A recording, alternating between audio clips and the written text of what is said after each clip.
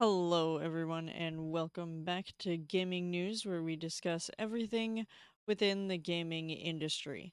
And today we are going to discuss Gran Turismo 7. We're going to talk a little bit about Sony, and then we're finally going to wrap up with Dr. Disrespect news. And it's going to be a very interesting discussion today. So, without further ado, let's get started.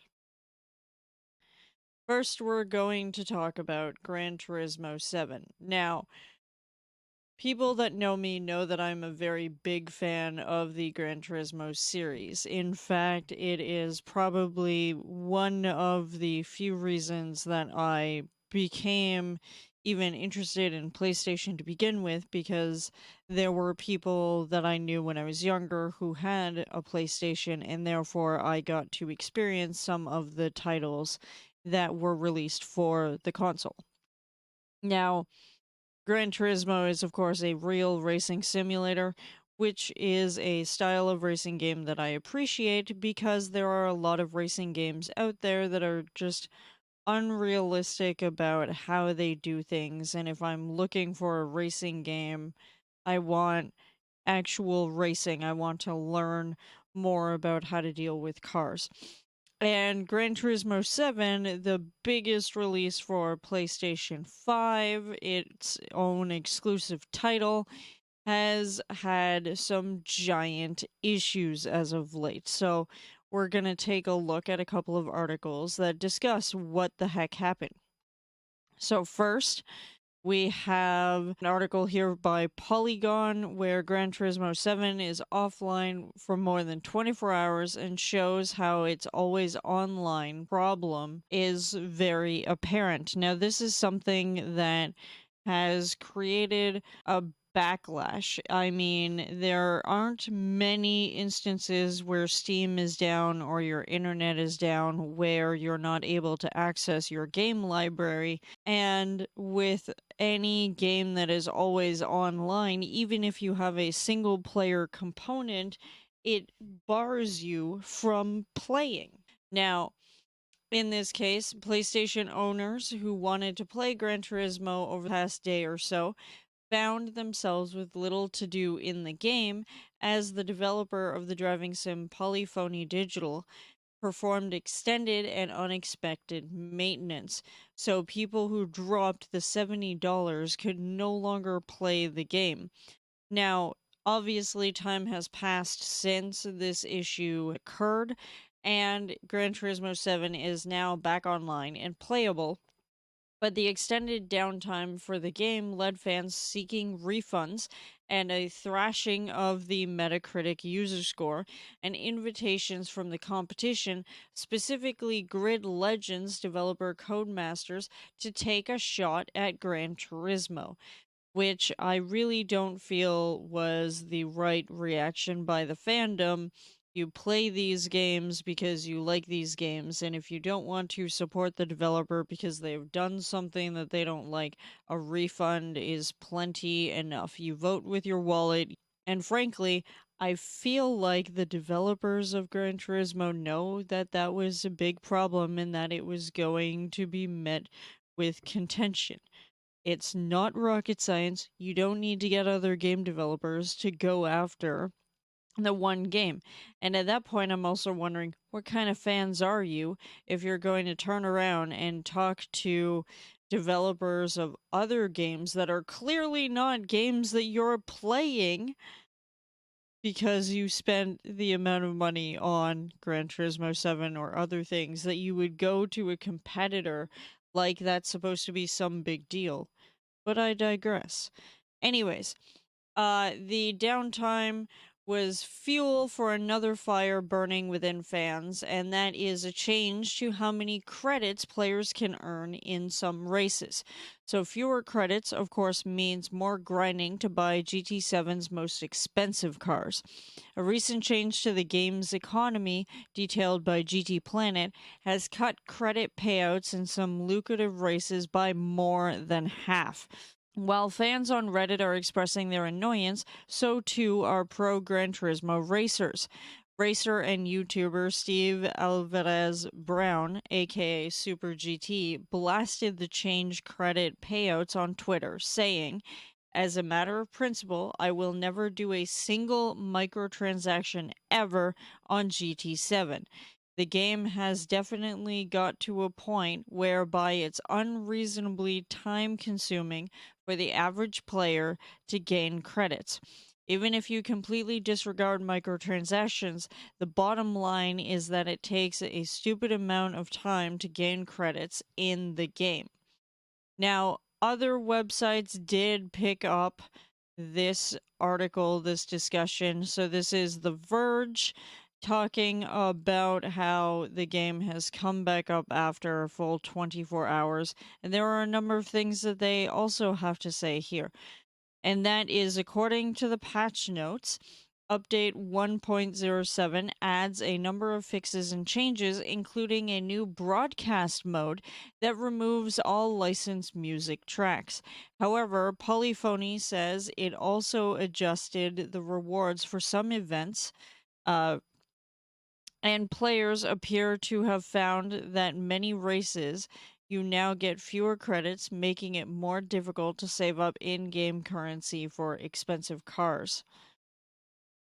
Part of the appeal of Gran Turismo is that you can do these races to work towards getting the types of cars that you want in your garage. In previous installments of Gran Turismo that I've played, I have a decent sized garage of cars that I enjoy racing with, that I ultimately would love to have in real life. And with the newer installments, of course, you're going to have newer cars that are out on the market. Now, this is kind of an interesting situation because they put in a broadcast mode knowing that people would be looking to stream this game more often. So to include a broadcast mode is not a bad idea. Removing licensed tracks, of course, following with most platforms' requirements now and the copyright issues and the DMCA claims, they've incorporated this broadcast mode to allow it to be easier to stream, which I'm all for. But adjusting the events to have less credits and therefore making it harder for people to get the cars, which is kind of the point of the game, is to keep playing in order to get those high-end cars and to experience those races and get to do, you know, whatever and show it off. Like, that's a huge deal for big fans of the racing genre. And the fact that you dock down the credits to ridiculous levels that even a professional YouTuber and racer calls you out on it, that's kind of a big deal. But I digress. There are a couple of more things that I'd like to cover here. Of course, Paul Tassi talks about Gran Turismo and how it's been offline because of the update, and he goes over a bunch of the same information as well, saying, like, you're going to have to be patient because the devs just weren't giving any kind of feedback throughout the duration of this downtime. So the problem here is that the lack of online play greatly impacts the entirety of the game, including the single player. Almost all of the game needs servers to function, so the only thing you can do when the game is offline are world circuits, music rallies, and AI races. But even that seems to have been heavily hamstrung by the outage, as it's barely playable in that regard as well. And he includes a tweet by Tom Warren where he's having such a huge problem playing the game during that time, even in single player mode. And this article is more focused on, you know, what is going on with this always online thing. So Paul Tassi talks a little bit more. The solution to get the limited single player mode to work appears to be turn off the internet on your PlayStation altogether, but this is a pretty unacceptable situation all around, as is the almost total lack of communication from the developers themselves about what's going on. Games don't just go down for 30 plus hours, and if they do, they need more than a singular update about what's happening 24 hours ago. As such, some players are attempting to get refunds, and it's a little hard to blame them. He continues. Gran Turismo 7 is far from the only game to rely heavily on online servers, even for single player content. But this shows the risk of our new online connected gaming landscape, where there is increasingly no such thing as true single player for many games, whether or not you own a disc. When things go bad, they go really bad, and now GT7 players are concerned about their save states when the game comes back online, while others are demanding some sort of compensation for such a lengthy outage.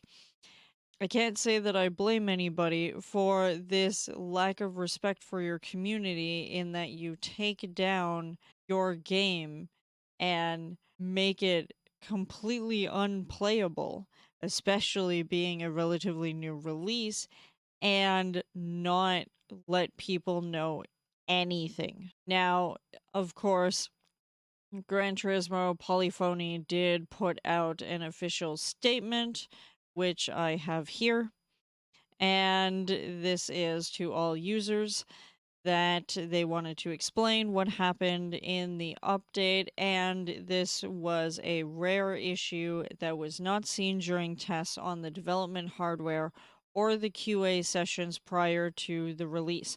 But in order to prioritize the safety of the saved data of the users, we decided to interrupt the release of the 1.07 update and to make a 1.08 correctional update.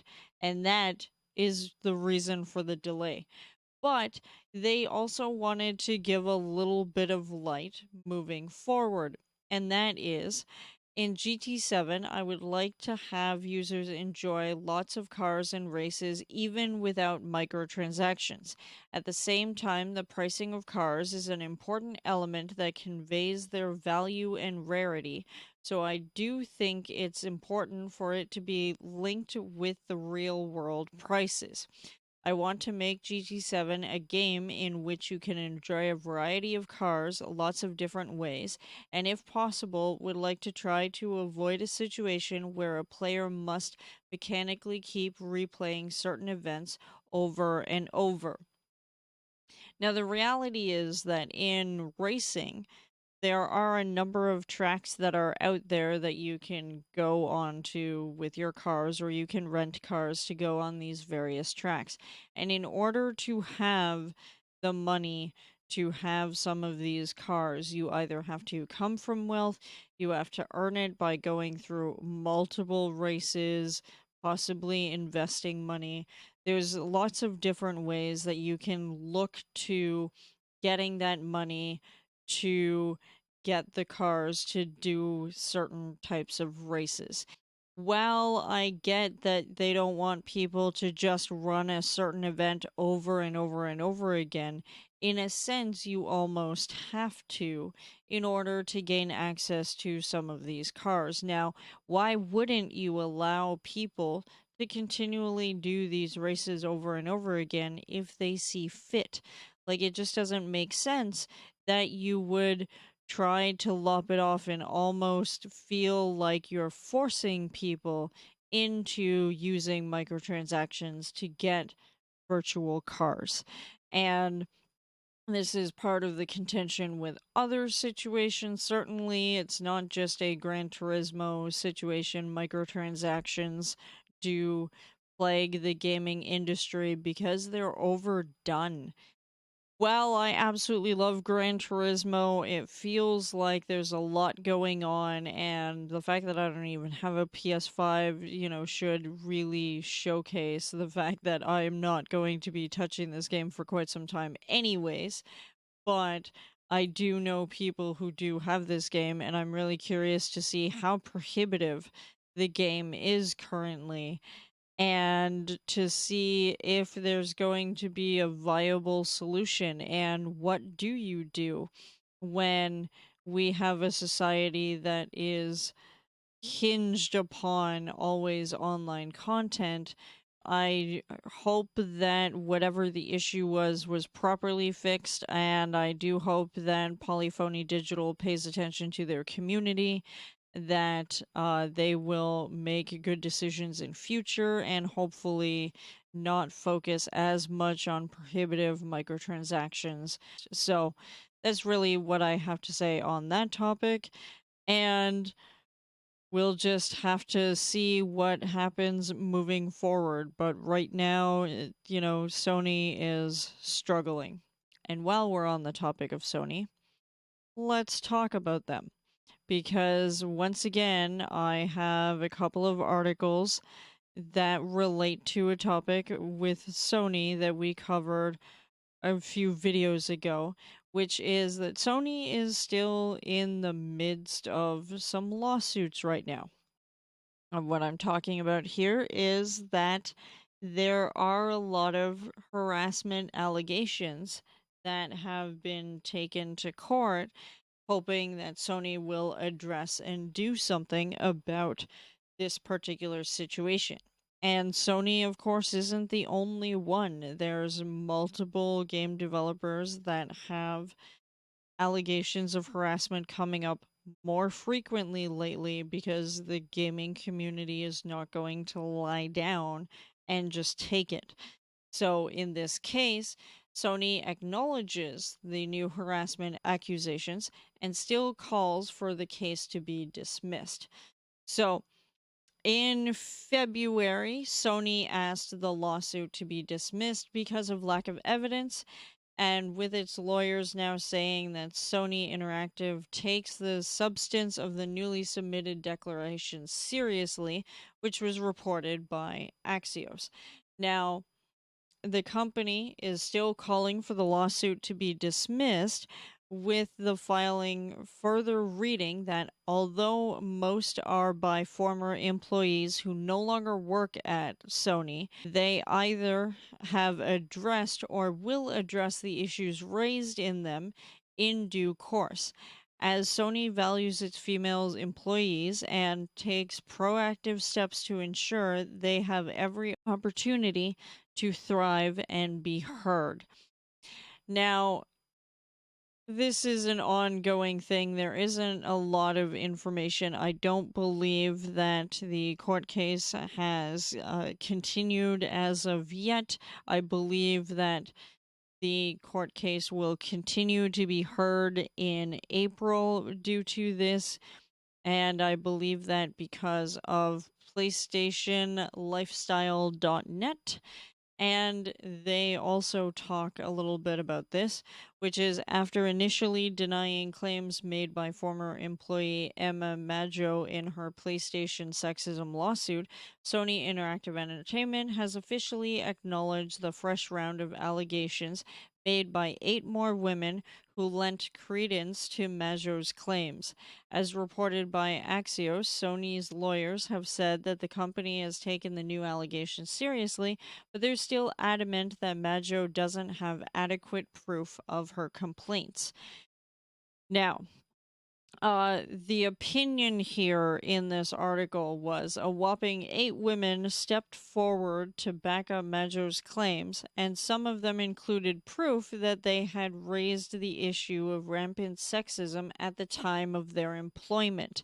In light of this, it doesn't bode well for Sony to continue dismissing Maggio's allegations and simply acknowledging the others. The company claims it has addressed some of the new allegations without anything to show for it. This response and Sony's insistence on having the case thrown out of court is disheartening at best. And that just goes to show you that companies are still trying to get away with it, or they're trying to save face, or they're trying to do both. And it's frustrating. It's frustrating as a female gamer to look at the industry and go, well, it would be great to work on video games and to be able to talk to people from all over the world. There's still a lot of reasons not to go into the gaming industry. And the fact that there's all kinds of laws popping up about this, that, and the other thing, including allegations of sexism, unequal pay, diversity issues, it's constant.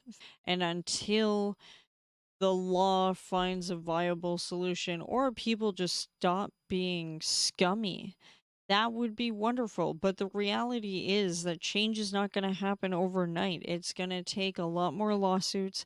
It's going to take a lot more people stepping up.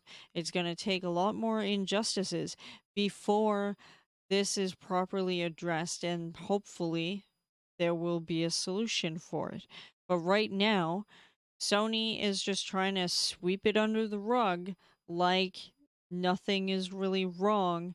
They're just going to acknowledge it to make people feel better, but ultimately they're trying to just dismiss the case so they don't have to do anything about it. And that is quite frankly disheartening. We'll have to keep an eye on what's going on with this situation. I do want to know the results of this case, but who knows? I am just one hopeful person, and the reality will come later.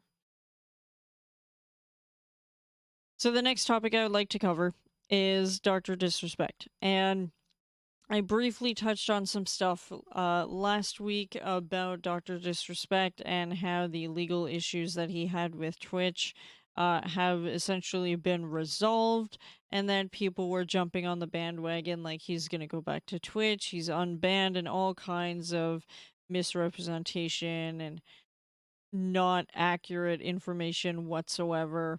And the fact that Dr. Disrespect had to state on Twitter that he was not going back to Twitch should speak volumes to the misinformation that people are looking to spread.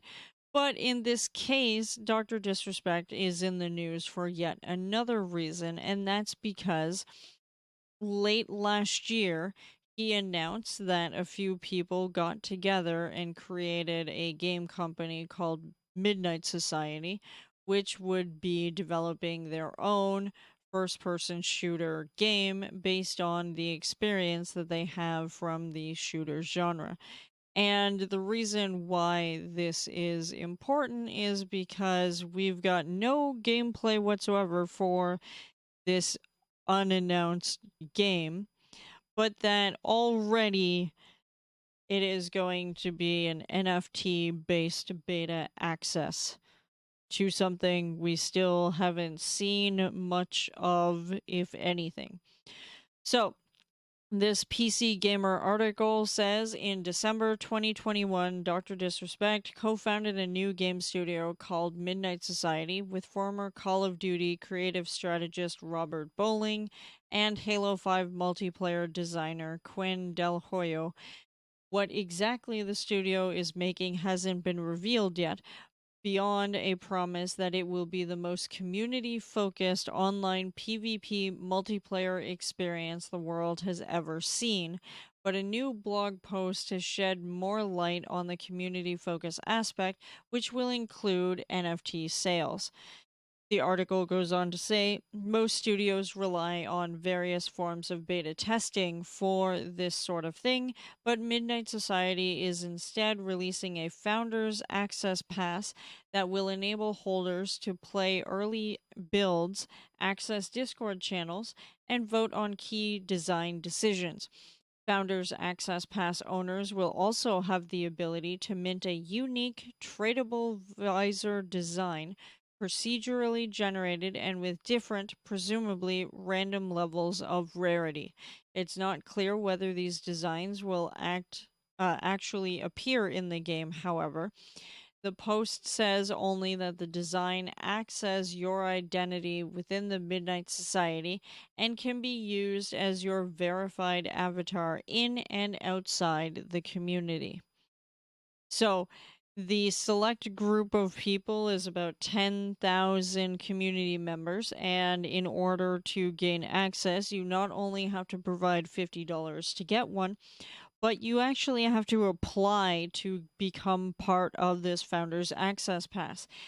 The judging criteria will be how long you've been within the Midnight Society community, how active you've been in the community, how active of a gamer or creator or developer you are in general, and your vision for what makes a good PvP shooter. Now, it's interesting that there's criteria for it, and it's interesting that you have to pay that amount to be part of the Founders Pack. I'm really not sure how I feel about this in general, but I digress. The reaction to the announcement hasn't been entirely positive. There's some cautious support in this Reddit thread, but many users express doubt or disappointment about the embrace of NFTs, and there's also uncertainty about whether this is simply a play for funding or a core aspect of the game. Some followers said the focus on purchases and the in game economy ahead of an actual game reveal made a bad first impression. So, depending on how these are integrated into the game, the presence of NFTs might cause them problems. As PC Gamer mentions here, this game is clearly not going to be on Steam because in October of 2021, Steam said they are not going to deal with NFTs or cryptocurrency based games. In fact, they kicked a couple of games off of Valve because they were based on cryptocurrency or on NFTs.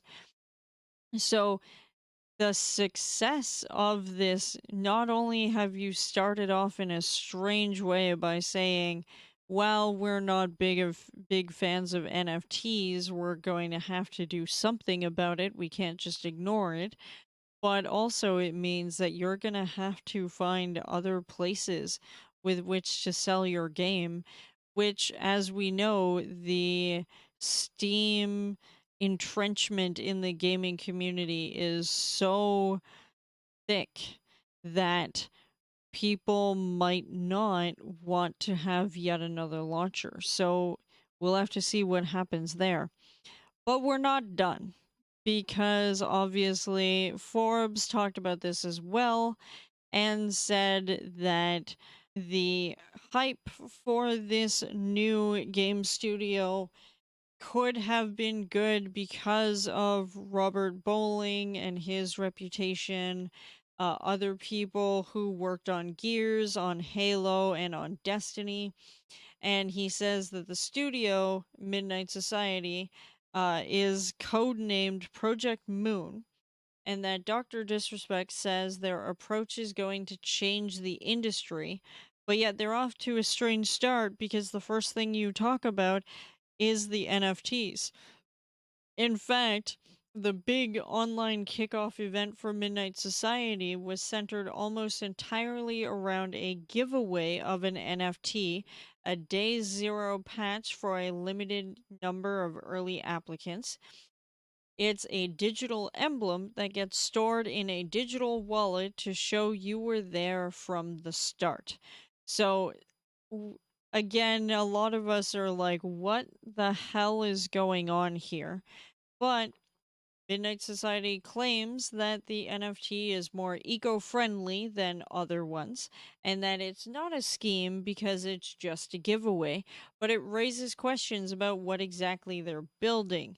And Doc's replies have been a mix of people disappointed or angry about the NFTs, with others showing they've claimed it.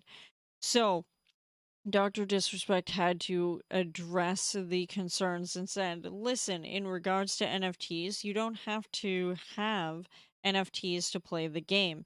It doesn't change your experience of the game once it releases, and it will continue to be free to play. You can't buy your way to win.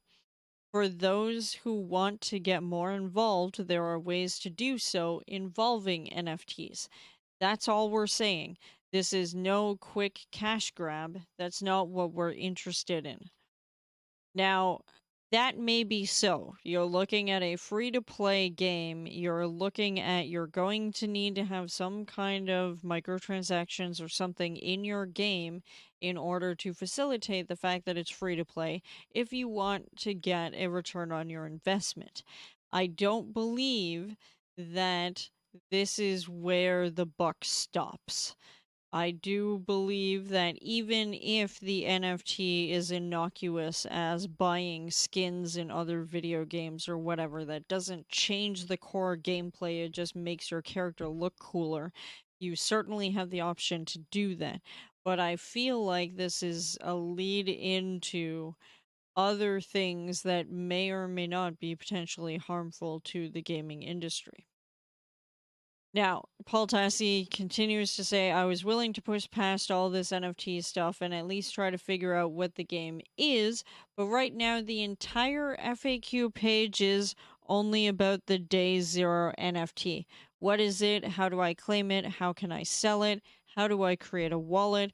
Are NFTs bad for the environment? It's literally all of the questions. And he's got a screenshot of that. Now, of course, Paul Tassi wasn't the only one that wasn't a big fan of this. Other prominent people in the gaming community, like Asmongold, also took exception to it. And he says this was a huge mistake. And I can't say I disagree with him, but moving on. Asmongold said that although he believes Dr. Disrespect may not be the biggest fan of NFTs and that the developers or marketing team may have come up with the idea, the doc should still take responsibility for it. Asmongold also said this could negatively impact Dr. Disrespect's career in the long run since Doc's authenticity may be questioned by fans. I have questions because while that may be true, he's already sullied his reputation in a way. Whatever it was that he got knocked off of Twitch for, there are a lot of people who are for the fact that he was kicked off, a lot of people who are against it, saying, like, release him now, let him come back. But wasn't he also one of the people who said that he was part of a situation with another woman and thereby screwed up his marriage, and that was him being real, quote unquote? And I can't remember if that ended up being a truthful situation where he actually did feel sorry and that his marriage is maybe okay, which ultimately I do hope for. But if it wasn't, and he was just using that as some kind of publicity and whatnot, I already have questions about the authenticity of Dr. Disrespect. I've never really liked him, and the more that I read about it, the more I question certain things about how he leverages his fans in order to make things happen. So, while this would normally negatively impact a person's career, in this case, I don't think it would do any additional damage, to be frank. If anything, you're just going to have lower sales or more toxic community, but otherwise, I don't feel like it's going to make things worse. I think technically it would maybe make things better, so you might have a bunch of people come out of the woodworks and go, we're going to support this, and you're going to see a jump, right? Anyways, the article continues that Asmongold said that when one sells something or themselves, they should be aware of what the audience is looking for. Using an analogy, Asmongold said that when you vastly change your content or perception, your audience will fundamentally change as well, which I kind of agree with because I wasn't really a fan of Asmongold before, and now I find that I watch a little bit more of his content because he himself has changed as a content creator. And that means that the audience that he reaches also changes as a result. Anyways, moving back to the point at hand, while the NFT doesn't give players any kind of bonus in the future game, it does provide them with features that many have come to expect. The NFT will be an individual entity that the player owns and can sell on open marketplaces. Once users sell their Founders Pass, however, they lose access to the early development features. And again, that should not be surprising to anyone. But I have one more article to look at with respect to this, and this is focusing more on the game not being pay to win. So I have a couple of points just in here from the article. The two-time finally unveiled development details about his gaming studio Midnight Society's first title, codename Project Moon, earlier this week, and was immediately met with major backlash over his choice to include NFTs in the Battle Royale's early marketing run. These NFTs relate to early access and profile pictures. So he obviously went on air to talk about the situation not being pay to win, etc. And Dr. Disrespect was adamant that his early marketing strategy won't have repercussions on the gameplay of the title, which up to this point has not actually had a second of gameplay revealed. So you're putting your eggs in a basket, and the NFTs do provide early beta access, the chance to vote on game changes, limited edition profile pictures, and more, but will have no in game bonuses. So it makes you wonder what is going on here. He continues to say that this is not a quick cash grab, this is not a get rich quick scheme, this is meant to be gaming history. But the reality is, people are going to find a way around it. People are going to find a way to make money in ways you're not expecting. Finally, on the sweeping backlash that is continuing to stretch across the internet, reaching non gaming communities and other fans, Dr. Disrespect replied, "A steakhouse doesn't give a shit what a vegan thinks. You want us to disappear for 3 years? Spend a massive budget on a game with no real feedback, then launch it? Just sit there and go, hopefully it goes well? Wrong." And I, as a person who loves steak and knows that there are a lot of people out there who are vegan, I'm not going to sit there and rub a steak in people's faces to say, hey, you should do this. And while I understand the analogy, this is kind of weird. Like, why would you turn around and suddenly get defensive, especially for something that you're not a big fan of? We've already seen a couple of articles and other things to suggest that the doc is not a fan of NFTs, that other people thought it was a good idea, and therefore you decide to do it anyways. Something about this feels very wrong. And this is why I have never been a huge fan, because if you look beneath the surface of things that are said, it just doesn't feel very genuine. And if you, as a new studio, is going to come out with a video game during these times when people are hypercritical about the content that people release, you better be careful. You're in the genre that tends to have the most toxic style of player and community base out there, and you're going to start off by upsetting many of them by telling them they can buy into this NFT, but you're not going to tell us anything about the game, but you're also going to say, I'm not a big fan of NFTs. You can't have the cake and eat it too. Like, you can't sit there and say you don't like them, but you're gonna include them anyways. Like, if that doesn't sound like pressure from somewhere, I don't know what does. And I don't have the greatest of hopes for whatever this title is going to be one, I'm not a big fan of the PvP experience in general. You know, there are certain criteria, but two, it feels like you're setting your fans up to be really pissed off with you. And I don't think that's a good place to start. I don't know, what is going to happen from here on out. We'll have to see if how many people decide to buy in with this NFT and see if the game is worthwhile. But I'm kind of with a lot of other people on this where this was a big mistake, in my opinion. And you may disagree with me, that's totally fine. You may be a big fan of disrespect, that's also totally fine.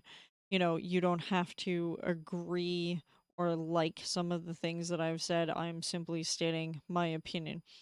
But based on that, let me know what you guys think of any of today's topics, whether it's Gran Turismo, whether it's the Dr. Disrespect situation, or whether or not it's about Sony's, allegations and lawsuit that is happening. Let me know in Discord or in the comments. I would love to reach out to some of you and have a conversation. And other than that, I appreciate all of your patronage. Make sure to check out Discord, Twitch, Twitter, all of the things. I appreciate all of your faces, and I'll see you in the next video. Goodbye.